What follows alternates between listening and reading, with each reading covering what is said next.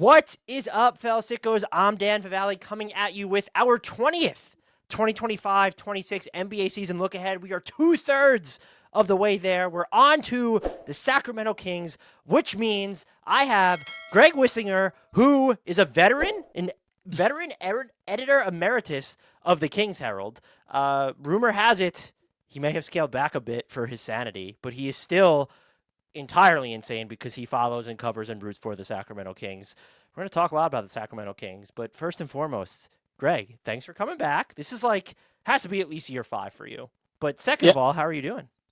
I'm doing great. Excited to be back. I look forward to our chats every year. The one time a year you talk to me, and it's just when you need me for something. And so glad to be back. Glad to step in the cage again. Yeah, that's the only time we ever, or when you're messaging me about all the other cool podcasts that you listen to that aren't this one. That's the only time we talk. Exactly. So this team is kind of tough to focus on, and I promise. But it's tough to focus on the actual basketball with because they are basically a dramedy at this point, I feel like.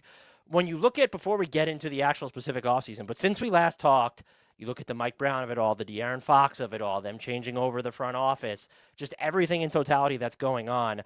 What is just the general fan base sentiment towards this team, this organization, and its processes right now?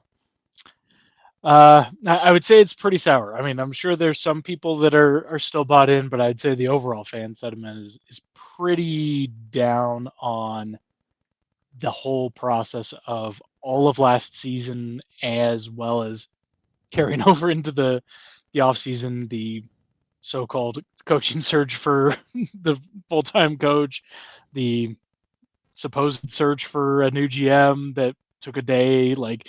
Just the process from start to finish has been really bad and not given Kings fans a whole lot to get excited about for the upcoming season.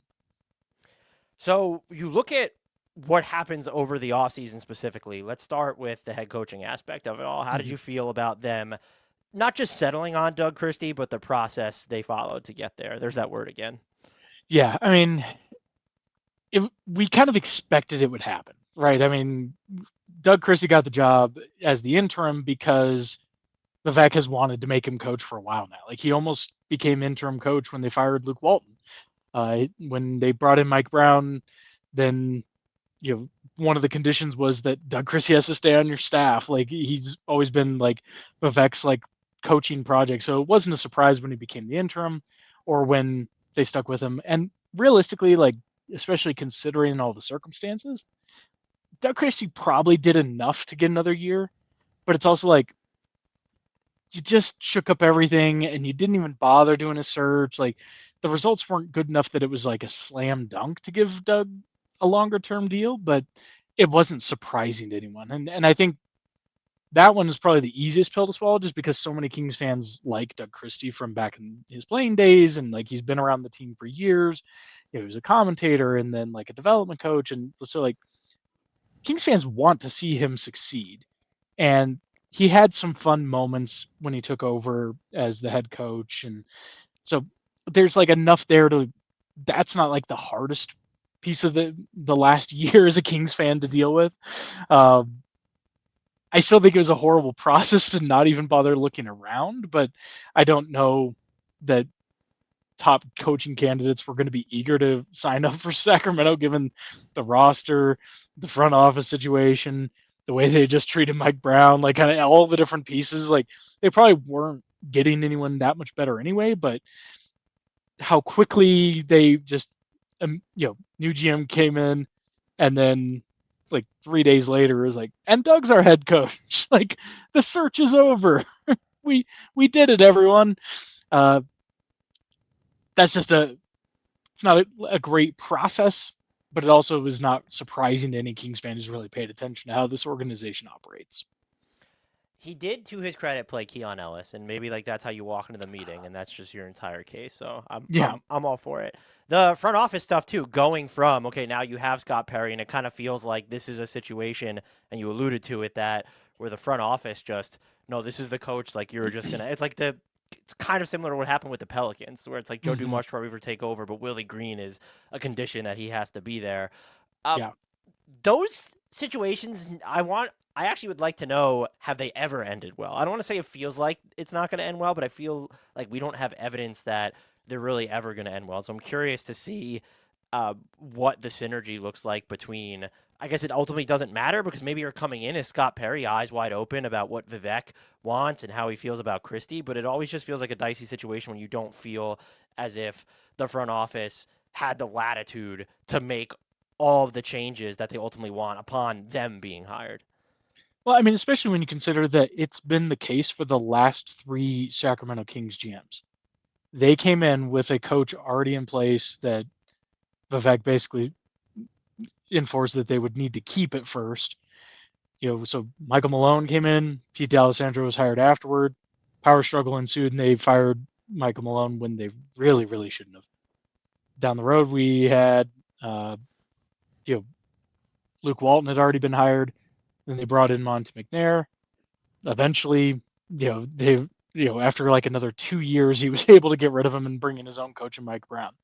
Now we're just repeating the cycle because if it hasn't worked 2 times, let's just keep trying until it does. Like, we're going to continue to have a coach in place before the GM instead of just once having a GM come in with a clean slate and let them pick their own head coach from day one. Like, an impossible concept for Vivek to get his head around. So that's kind of going back to how we feel about the process and why we're not surprised is because, like, it's the same thing we've seen over and over with this team.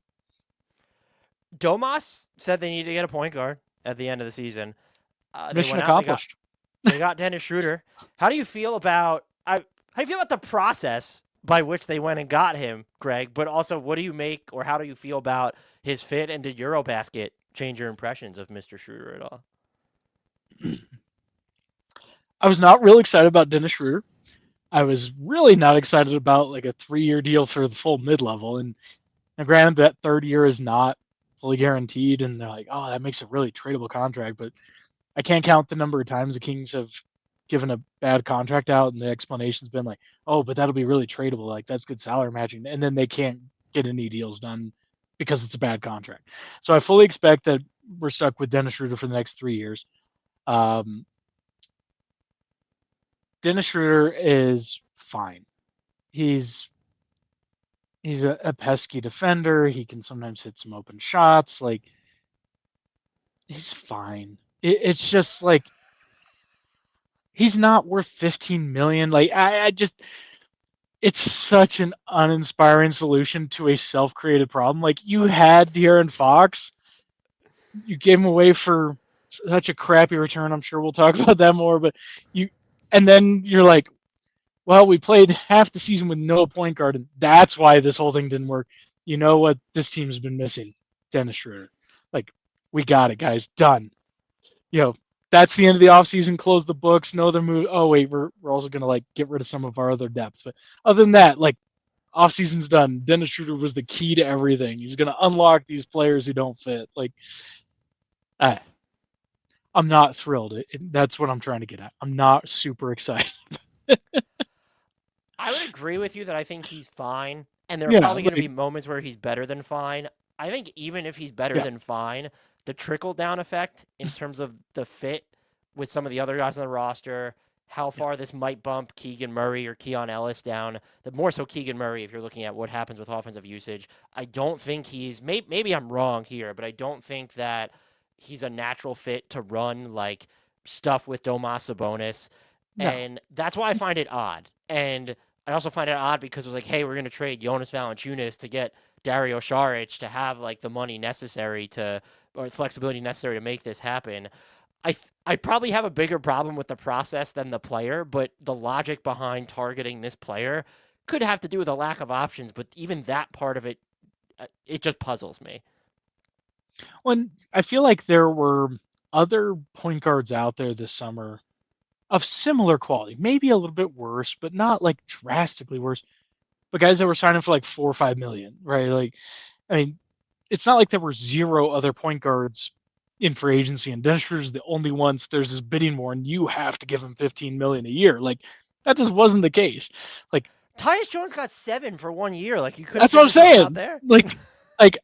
I didn't love the whole like Tyus Jones to the Kings answer. Like that wasn't my favorite, but I'd take Tyus Jones for $7 million 1 year over Dennis Schroder at $15 million for 3 years.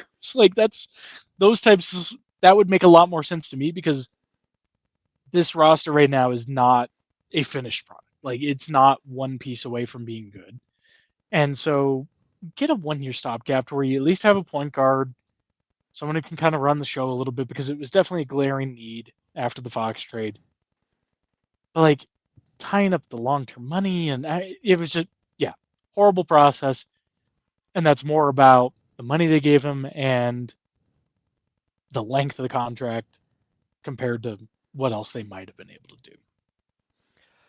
What do we make of Malik Monk's future in Sacramento? Because it seems like they tried to trade him and just couldn't, and that's why they kind of walked back. They're not going to try to trade him anymore. I think there's some stuff to really be concerned about, but I go back to this a lot when we'll talk about Keegan Murray at some point. But when I'm evaluating Keegan Murray's offense, I have trouble evaluating, like, okay, the decline in Malik Monk's efficiency at one point last year, how much of that is, this is like an alarm bell should be going off, versus this is just the roster construction around him. And so where are you sort of at with him? But also, what does it say that not only they go out and get Dennis Schroder, but the reports are that they still want to go out and get Russell Westbrook too, which that confuses the hell out of me as well. I mean, a big part of the problem, especially after the Fox trade, was that the Kings bought into the idea of, well, we'll just make Malik Monk the point guard, and that way he's a starter, and it'll be fine. And Malik Monk is not a point guard. Like, he has some good passing, he can do some stuff off the dribble and whatnot, but he's not a point guard. Like, he's a good secondary ball handler and secondary creator, which is where he was thriving as like the sixth man, and playing in a lot of the closing units. But when they tried to hand the keys to him, like, it just didn't work. Like, he just can't handle that role that much. He's also more of like a north-south guy rather than, like, even Dennis Schroeder's going to have more like side to side to his game than Monk. Yes. Yeah. And I mean, Monk loves to call his own number, which is part of the fun of him when he's your sixth man. It's not great when you're now forced to be your starting and only point guard on the roster. So it was a bad fit. I do think there was, he was struggling last season even before the Fox trade. Like, he was just not having a great year. And I don't know how much of that is to do with, kind of poor roster construction or poorly defined roles, or, feeling threatened by, what's going to happen with his minutes versus Keon Ellis's minutes and Kevin Huerter and then Zach LaVine. And so I think that kind of the lack of defined roles, or even at the beginning of the season, maybe lack of happiness with his defined role. I mean, I think it's no secret Monk has been okay with being a six man, but would much prefer to start. And then, like, he ended up taking the deal to stay with the Kings, but then there's still not any different roles. I don't know. I think there's a kind of a combination of factors where he was maybe a little unhappy, maybe making some bad decisions, not buying into the role quite so much, but then got thrust into a larger, worse fitting role as the season went along. So do you think that having Schroder then and being able to say, okay, we at least have this point guard and we could start him, and I know Malik Monk ended up not starting to close the season either, do you think that puts him more in his natural spot so that there is something to salvage here, or do you sort of look at the roster now and still think that, no, they're going to try and move this guy before the season's over?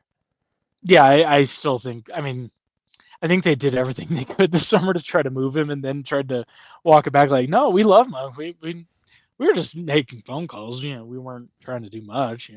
But no, I think they absolutely would like to move him if they could. But the Kings like to do this thing where they tell the entire world that they're shopping a guy, and then get confused when there's not like huge offers to blow him away, and so then they refuse to trade the guy for less than they thought they would get initially. So it's, again, going back to their good processes that they do over and over and over. That's one of them, and they did it with Monk, and they'll probably continue to do it. And if Harrison Barnes and Kevin Huerter are any indication, it could drag on another 2 years before they actually finally complete a trade for him. What are we supposed to make, or what should the read be on this team's apparent interest in Russell Westbrook, especially post Dennis Schroder? Listen, Russ fits this team's identity better than any other free agent still on the market. A guy who does not fit with anyone else on the roster and will try to score a lot. That's the team identity right there in a nutshell. Like that's all this team is it's a 2K roster built by a 14-year-old. Like these guys get buckets. I love all these guys. They can all score. Do they fit? God no. Like, but that's what this team is, and Russ fits that perfectly. So what more could you want? This has nothing to do with the backcourt situation, but does most of that answer apply? It probably sells him short, of course, but does that similar logic apply to the Jonathan Kuminga rumors, or is that more of a, well, we'll bet on the upside if the package is, what was it, Monk, Carter, whatever, however they fleshed it out from there? Yeah, I mean, the funny thing is, like, Kuminga's very much that same type of thing. Like, he solves almost none of the problems with the current roster, like at all. Like there'd still be weird log jams. There'd be They'd guys have more that like don't fit together. Players. Yeah, they'd have that. That's the big thing. Like he's just taller at least. Like he could play the 4, allowing Keegan to move to 3, except that you still have DeMar there. Like so, it just is a mess of a different type. But if they were able to pull it off, and there was a report this evening from Sam Amick that talks may have resumed, but nothing imminent. Like a lot of recycled information, so who knows if anything is going to happen. I'm not really holding my breath at this point, but if they did do it, I'd be excited, if only for the fact that at least he's not in his late 30s like most of the guys they've brought in lately. So when we're thinking about like DeMar and then Russ, like it'd be nice to have someone who was younger than most of our recent draft picks, even though he's been in the league for like 4 or 5 years. So I would love the upside play as a longer term thing, but I still don't think it would fix anything for this year. Now, as someone who hits deep threes, defends his butt off, works well alongside other ball dominant players, why is Keon Ellis seemingly underappreciated by his own organization? And I want to clarify that for anyone listening. I know he played more after the coaching change. I know he was starting by the end of the season. He still doesn't have an extension, and they picked up his team option, which would risk, if they don't sign him to an extension, letting him go into unrestricted free agency. Is it because he's not 6'7"? Is it because he's not like a great playmaker? Like, this is one of those cases where I'm not even trying to be too tough on the Kings. I don't understand the logic. This probably more so than anything else that they've done is I don't understand the logic behind how they have valued Keon Ellis. I wish I could explain it. It makes no sense because, the smart assumption was, you decline his option. He's a restricted free agent this summer. You work out a new deal with the full control of restricted free agency. It's not like we've seen that play out to the team's benefit for multiple other teams as we've gone through this offseason. Do you know who the last restricted free agent to get a rival offer sheet actually was? Not a two-way guy? I've heard you mention this on a recent episode, but I cannot remember who it was. It was a great name, though. It was Paul fucking Reed. There you go. Yeah. Utah gave him that special in Philly where it guarantees if they make it out of like the second round of the playoffs or whatever, which you knew it was never going to guarantee them because the Sixers don't do that. So it's just like, yes, everything you said is just 100% correct. I apologize for interjecting.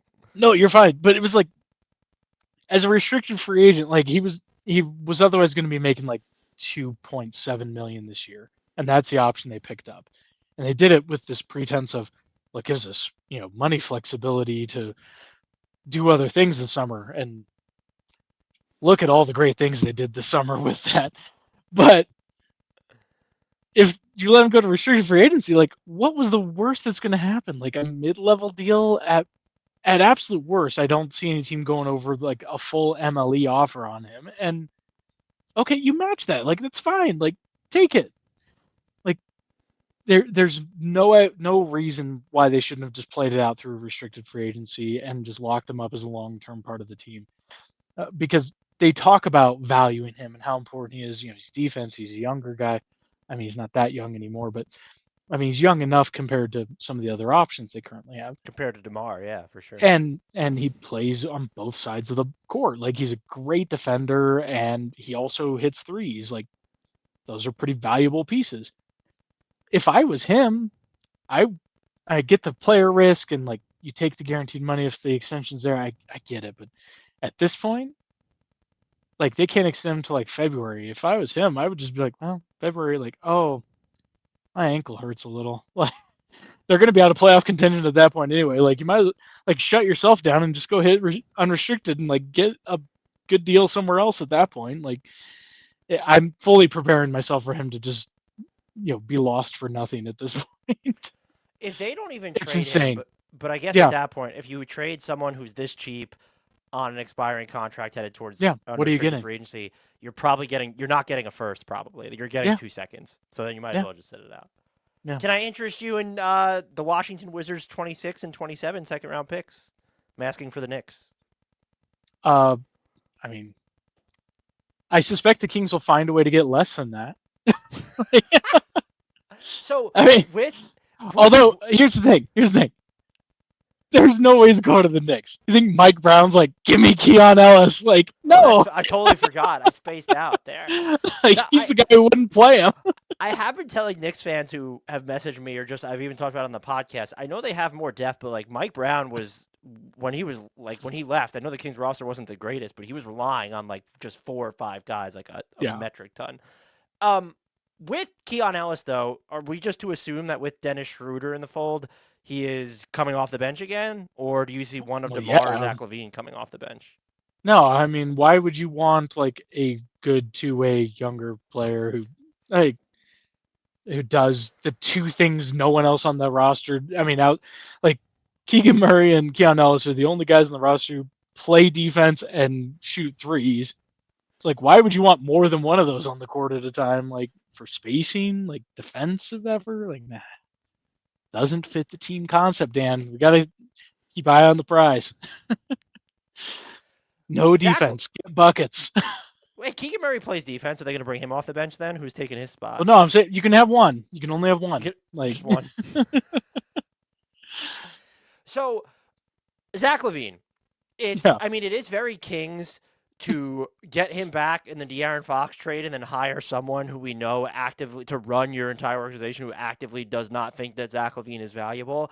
But I'm asking you to divorce the De'Aaron Fox trade and Zach LaVine's contract just from everything else. What did you make of his on-set fit in Sacramento last year? What's funny is like LaVine was pretty much exactly as advertised. He was exactly what you thought you were getting in that trade.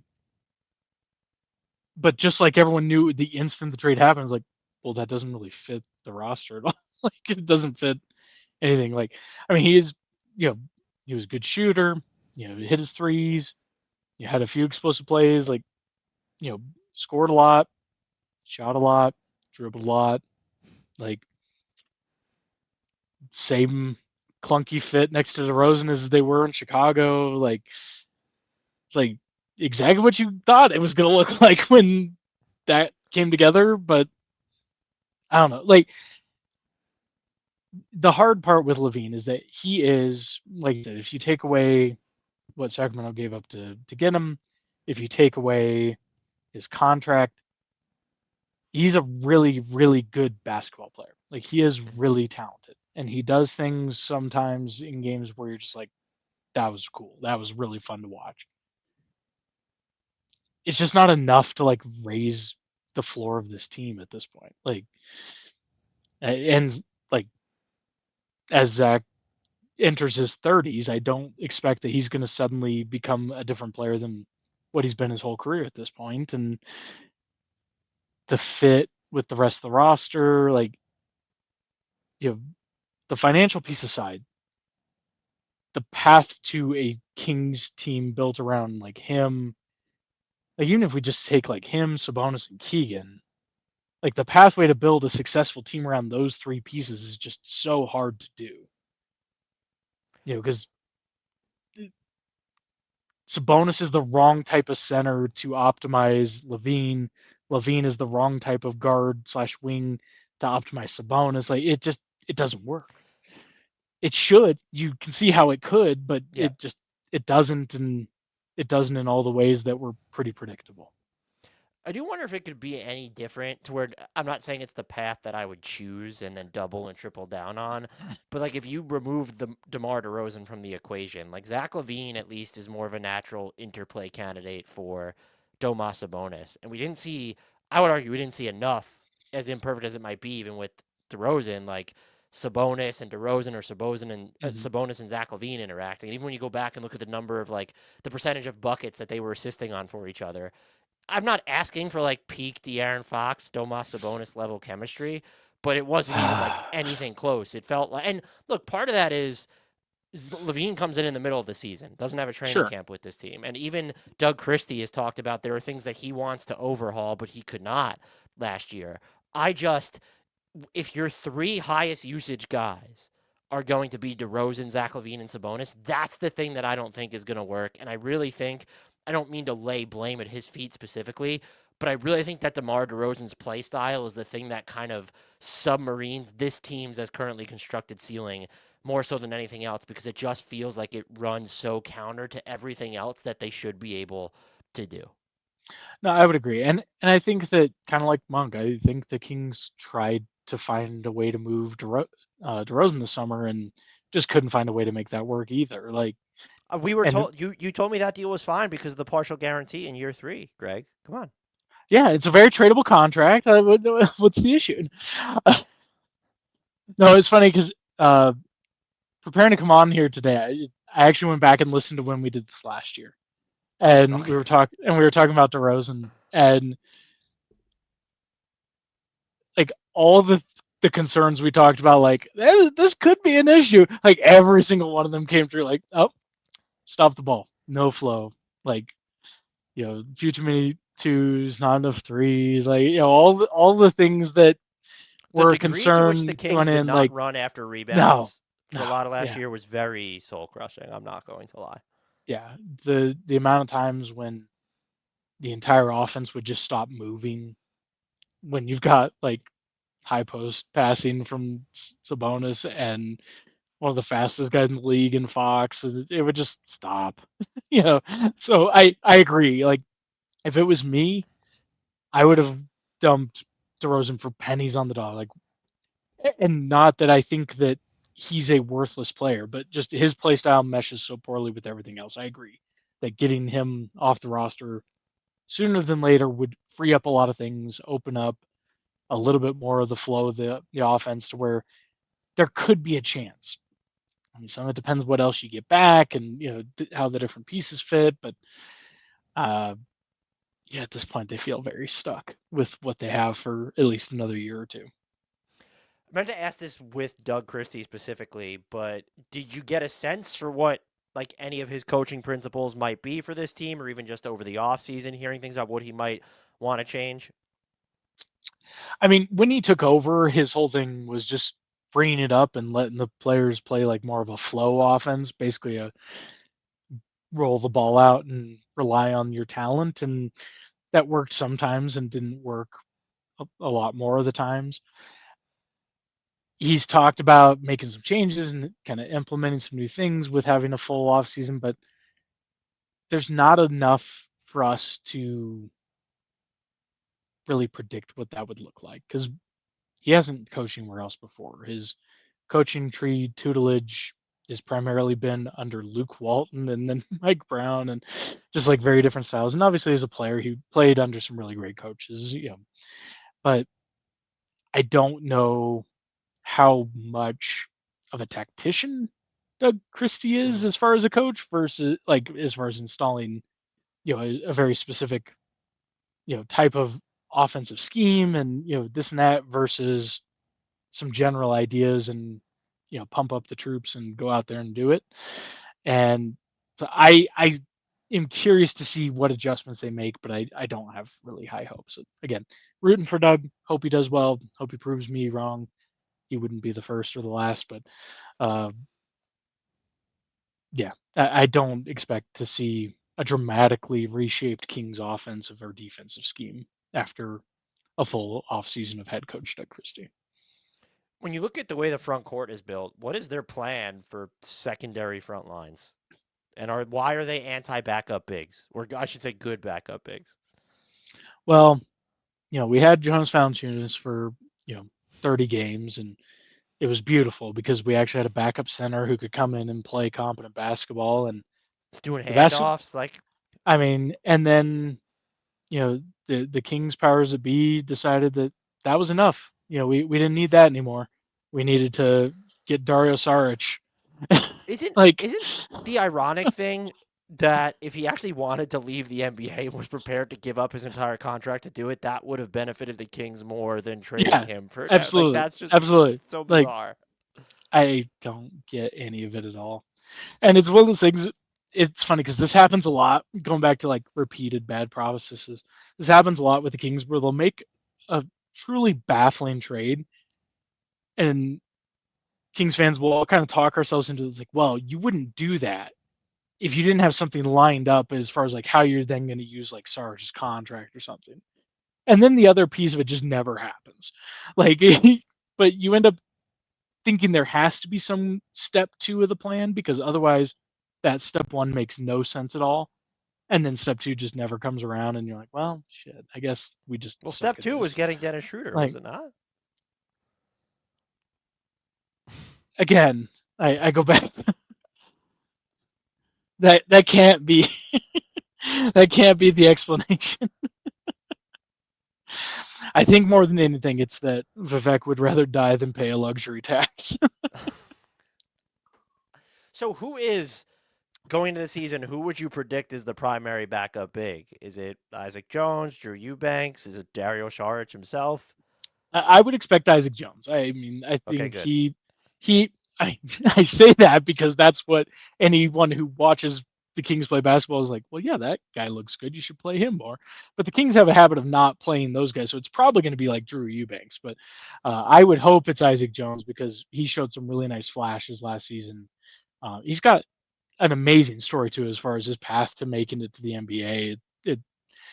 It's really cool, just kind of his whole journey going from undrafted. Like he wasn't even on a college scholarship after high school. He was like working like in a pipe shipping yard and like ended up as like a walk on and then transferred and like now he's So he's on an basically, NBA contract. Like amazing story for him. And I guess, but the when you look Kings at will the just team he's on, sabotage him couldn't now. you argue that he's kind of like How dare you? falling backward? It's kind of like backsliding.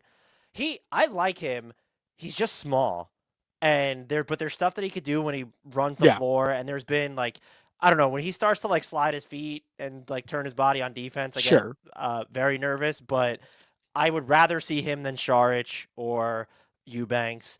I am sort of intrigued by like Maxime Raynaud just because he's this Yeah, large body that shoots threes. But when you look at how some of or when you look at how a lot of basketball is played, like some of these bigs that can only play drop on defense, like you need to be really, really on your game to be impactful in that way.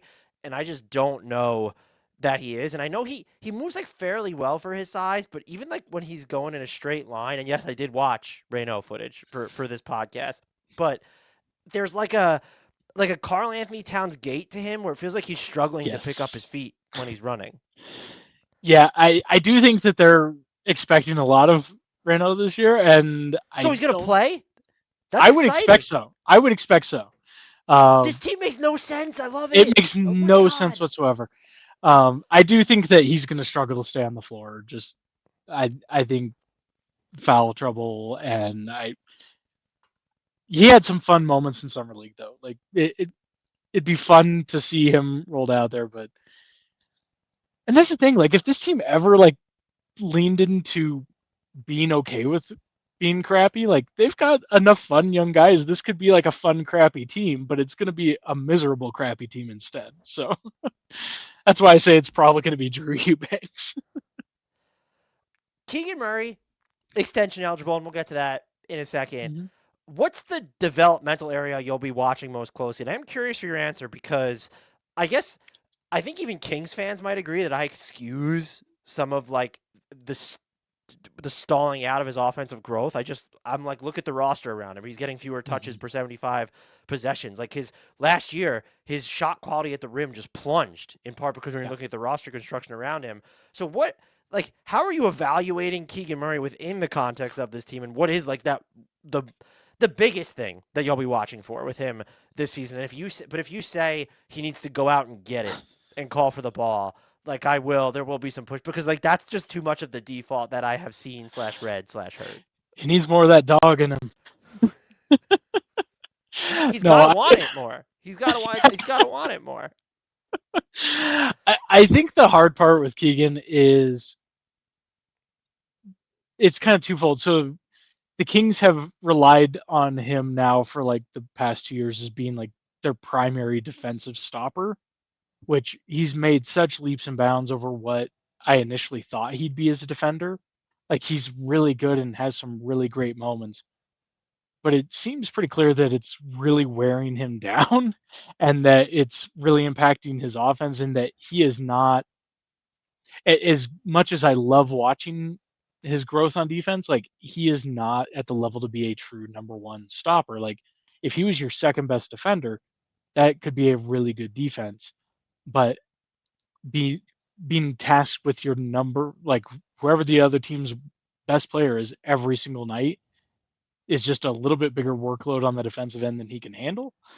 And it seems like it's impacting other things. And then being made a complete afterthought on the offense really makes it to where he almost has to force things when he does get the ball, which isn't in his nature, but it seems like he has still tried to do it. But I don't know if it's just a confidence thing, but I mean, like he really, towards the end of the Mike Brown tenure, seemed to really be in his head and kind of broke out of that a little bit after Brown was replaced with Doug Christie. But the biggest thing I'll be looking for is just, can the Kings, for the love of God, just run some things to set him up to be like the primary like action on any sort of an offensive flow, like where it's a designed play to set him up, as opposed to, well, options 1 through 3 or 1 through 4 didn't work. Kick it to Keegan as the shot clock's winding down and see if he can do Have something. him lift out of the corner like, and hope he does something or sink into the corner. Yeah. Yeah. Like I feel like he's one thing I both appreciate about Mike Brown, but also was frustrated with at times, is it felt like he was really pushing Keegan hard, challenging him to get out of his comfort zone and do different things. So we did see Keegan develop skills, as far as, year one, it was all threes. And then in year two, it was more, okay, you can take twos or you can take shots at the rim. And then last year was more kind of attacking off the dribble. And, so he's kind of been doing more pieces to his offense, but it's like, if you go back and watch him in college, he was already able to do all those things. So it's like, what are we doing here? Like, can we just give him the keys for like 5 minutes a game and see what happens? Like, that's what I would like to see. Like, just run some lineups where he's the primary option. Run some plays where it's designed to get him a certain look, to where we can really see what that upside potential is. And that's where I go back to, if the Kings actually leaned into being crappy, it could be a really fun, crappy young team, where you're just really letting him get the reps as a primary option. And I don't know that he's ever actually going to be the number one option on a good team, but those kind of reps could help you figure that out, or figure out like, okay, how good could he be as your number two, or, whatever. But right now he's like 4th or 5th on the offensive pecking order. And I just worry about where that's going to go. Yeah, I don't know if he would ever. I mean, we obviously have not seen enough of it. I don't know what the ceiling on his offense would be if you're putting him on the ball. Like, I think some of the cadence on his drives makes me suggest that this is someone who could eventually score at multiple levels, draw more fouls than he has. But you're going into year 4 and you have not adequately plumbed that part of his game. And that meant, look, the deep, but also you have to give the Kings and him credit, because he was not built like this defensively at all. No, he was coming out of, and you mentioned at the top where it's, you don't want him defending the best player all the time. If only this team had someone like Keon Ellis who could maybe do that some of the time to help him, but if only. That was the other thought in my mind. I hope they get to a point, because the question I have to ask you now, but I hope they get to a point this season where, especially if he doesn't get an extension, you better experiment like hell with him, because how do you figure out how much he's worth? Which is now my question to you is, do you, one, think that he ends up getting an extension? And 2, what's the number that you can approach it from Keegan's perspective? Like, what's the middle ground for this team? Or what's the number, if you're the Kings, that makes you say, we do it now, versus, oh, no, like, we'll let this go into restricted free agency? Because I think he's someone, cap space is overrated. I want to make that clear. Even when you look at next year's cap space landscape, some of those teams are not going to end up with cap space. But I do think that if he gets into restricted free agency because of what he has shown defensively and the idea of what he could be on offense, even if he is a third option or a fourth option guy, I think he would get an offer sheet from somebody else. Yeah, I think an extension will get done. I think the Kings do know that he's good enough that they shouldn't just let him go. They'll probably manage to screw up the relationship in the process of figuring out that number.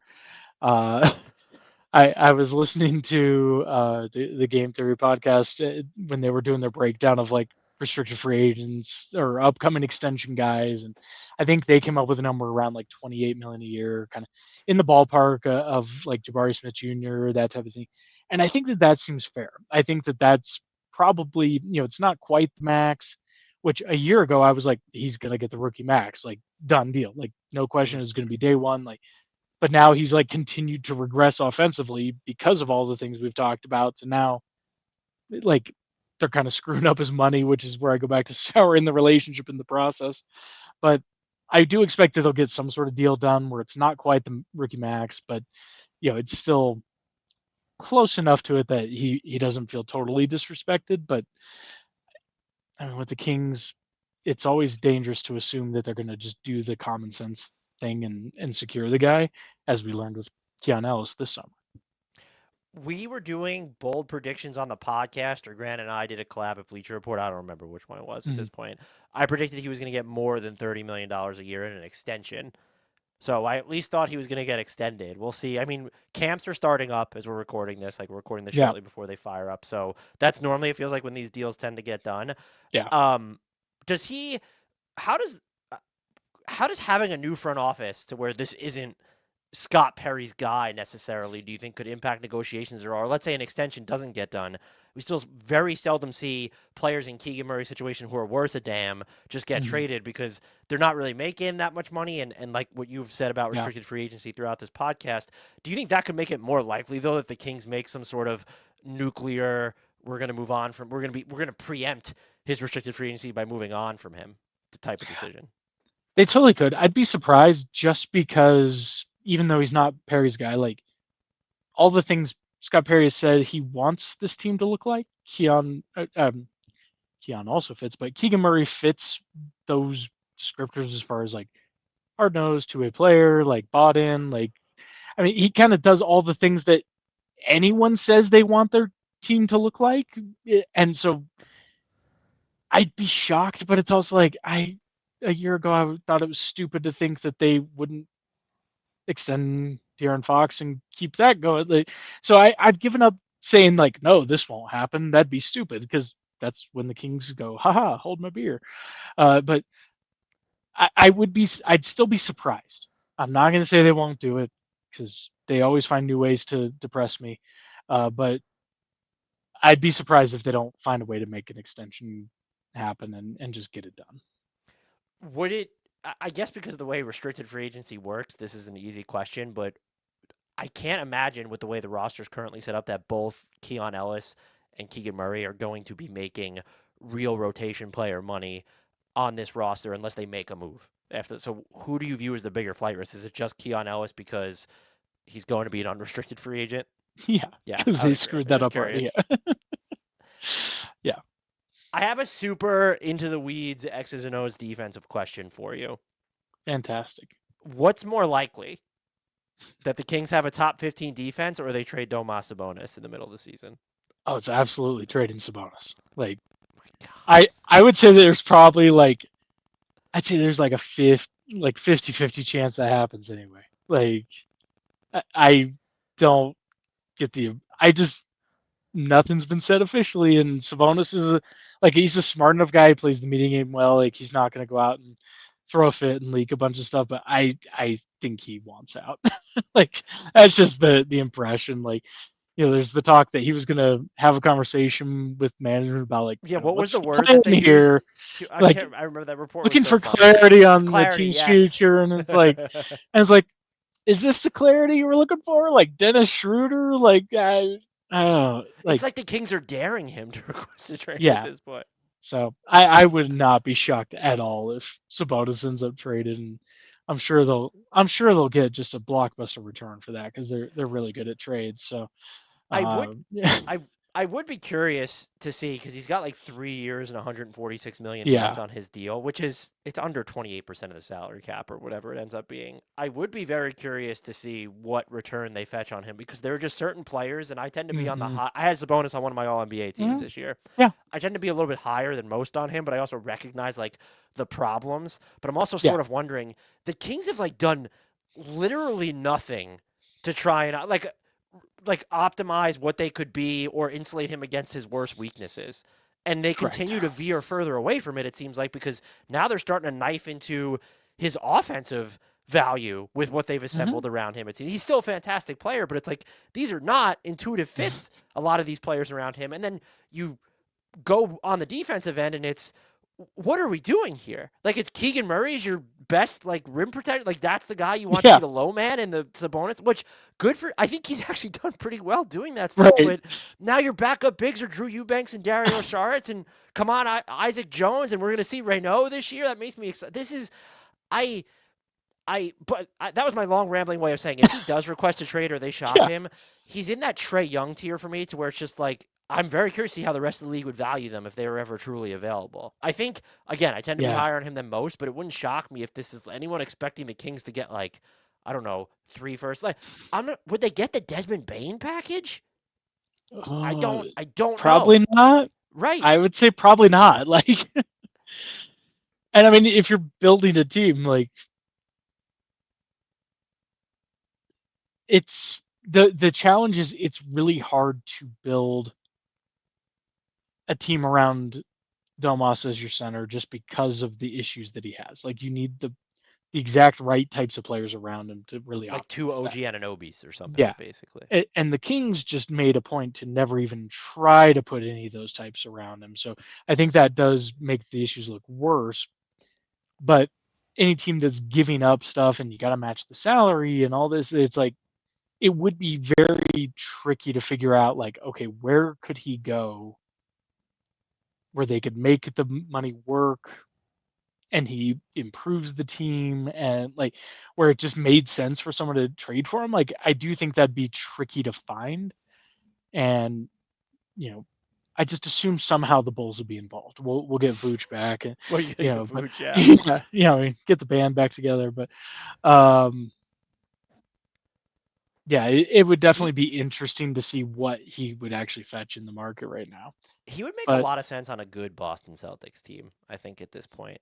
Fits oh, their go there's a ahead. lot of teams I think he would be really nice on if he's, especially if he's like your third best player. Like that's fantastic. Like that, yeah, you can do a lot of good things there, but it's just hard to make it work, I think.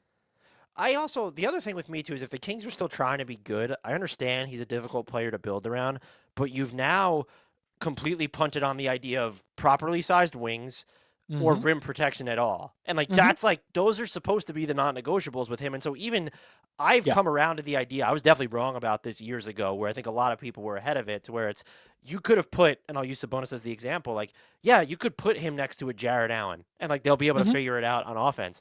I'm all for Yeah. doing something like that now. And they haven't. Like there hasn't been the let's place this top tier rim protector by him and see if that could work.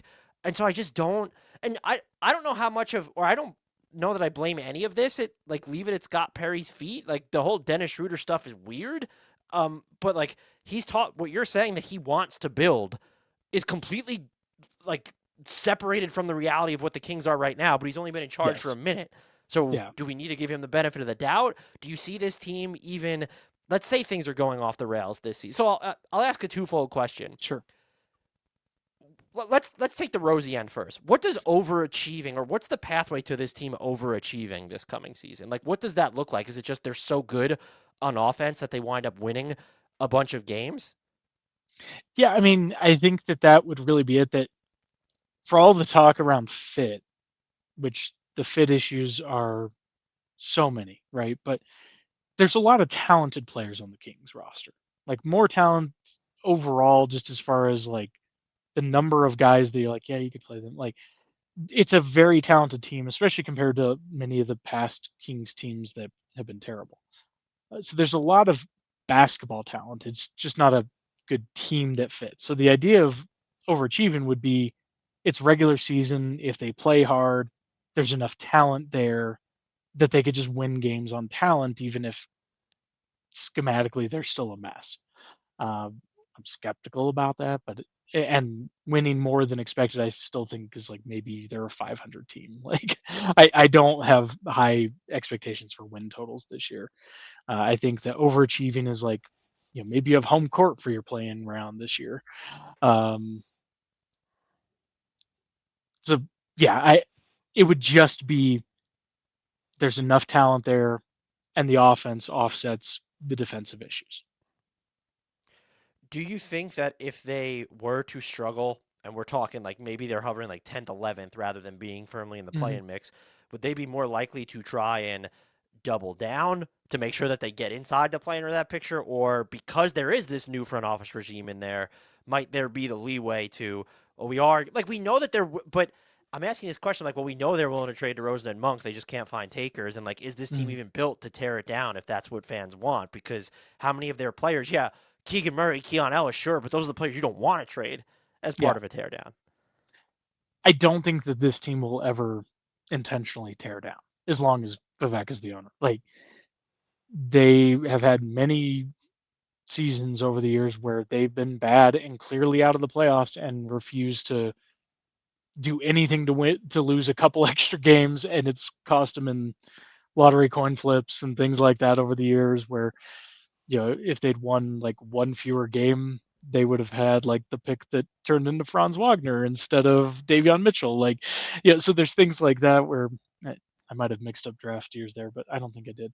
But they've never shown a willingness to tear down and lean into being bad. Like, really, the best hope that we have is that it's the unintentional tank where, despite their best efforts, they're in a nice lottery position and they get lucky. And then for once, they get lottery luck and don't pass on a generational star.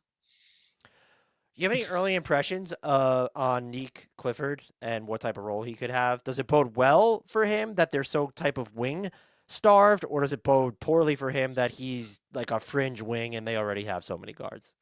Yeah, he showed some really nice things in summer league. He was a really nice surprise, and I think they got good value for where he was picked. Um, he seems like a guy who, if nothing else, could be a decent bench player for quite a while in the league. Um, I think it's gonna be very hard with the current roster. So like unless they do manage to make some moves to unload a few pieces, it's hard to see where those minutes are gonna come in because I mean, yeah, I mean if you're talking guards and wings, you just have so many guys that could play ahead of him. So really the hope is that maybe he can be like some backup 3 minutes, but behind DeRozan. But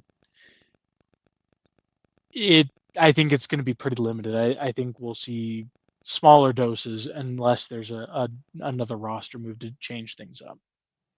He hit, I think it was in summer league against the Cavs. He hit that like crossover step back three coming off a screen Hmm. around the baseline, and I was like, that's one. I would just like to see Keegan Murray do that. Would be pretty cool. But I was just like, play. I would just play him. Like he should be Yeah, like use him as the de facto backup three at this point because you don't have like we talk about properly wing size players. What's he listed as? He's 6'5", or is he one like so? You know what? That's big enough to me. yeah. Like it's so.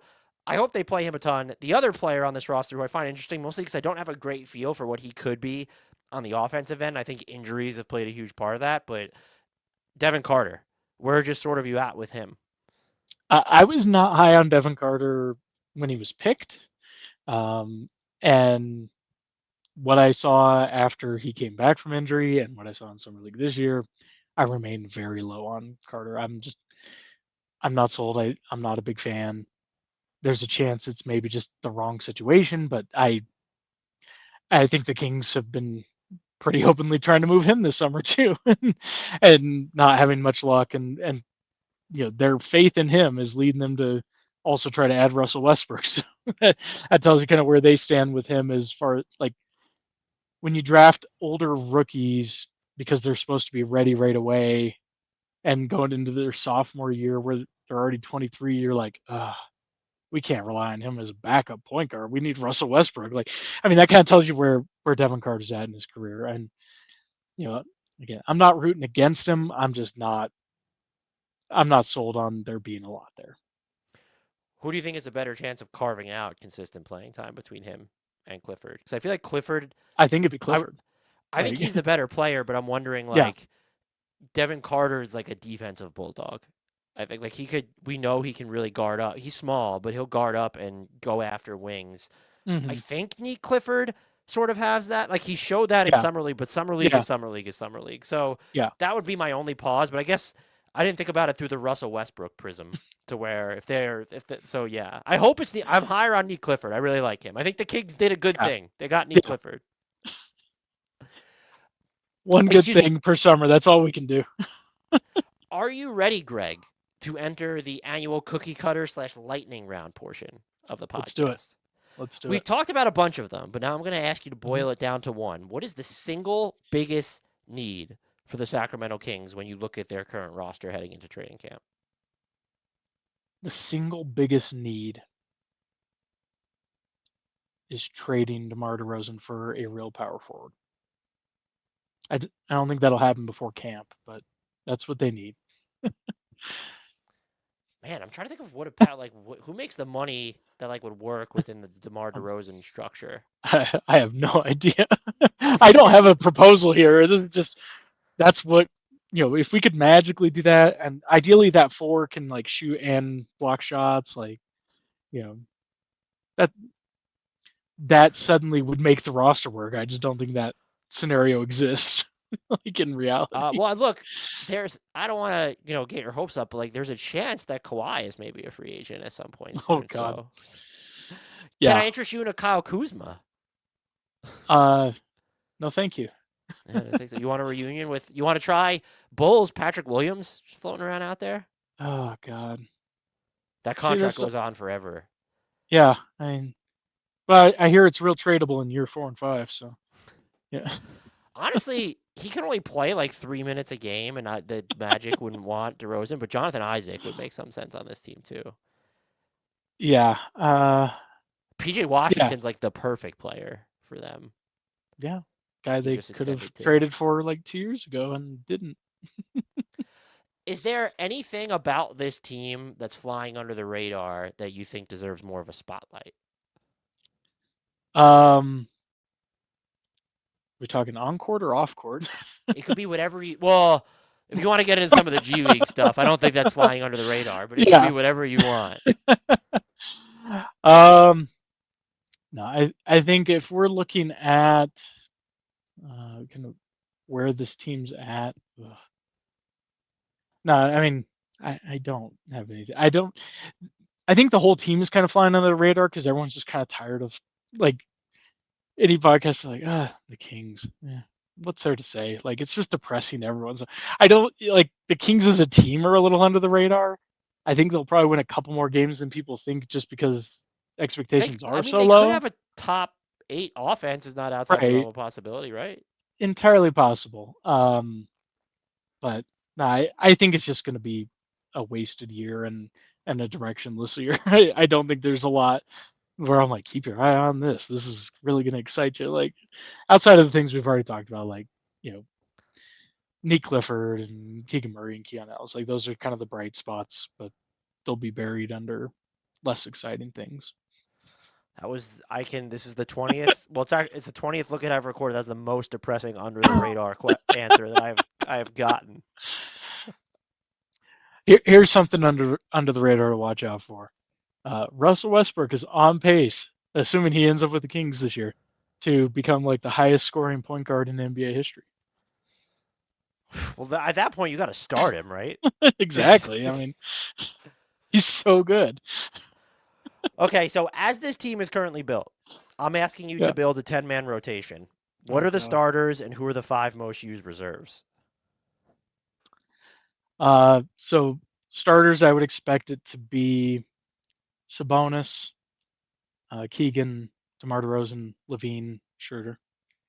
Off the bench, I would expect. So we've got Please say the Keon roster. Ellis.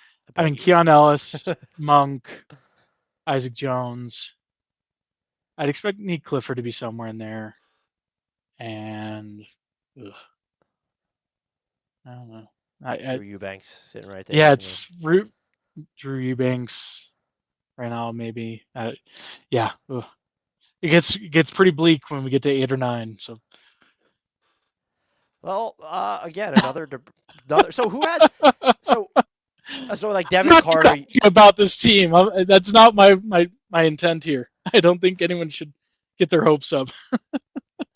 This is to some extent matchup dependent, Sure. but what will be the Kings' go-to, or what should be the Kings' go-to closing unit as just sort of their base?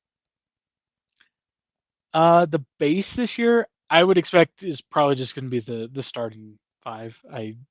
And which spot do you think would be most fungible then of that starting 5 to get the boot? I could see them kind of playing with matchups as well as kind of hot hand as far as maybe Monk's in there instead of DeMar, or in there instead of LaVine, or maybe they go bigger and have Schroder on the bench. So I could see Monk kind of filtering in and out of there for as long as he's on the roster, but that'd be the main tweak that I would see. Otherwise, I think they're going to lean pretty heavy on that starting 5. I don't expect Keon Ellis to be a lot in the closing lineup, even though it would make a lot of sense to have him there. I'm so angry again. You're making me retro. You're making me like angry into the future. What's a weirdo lineup you want to see Doug Christie try this year?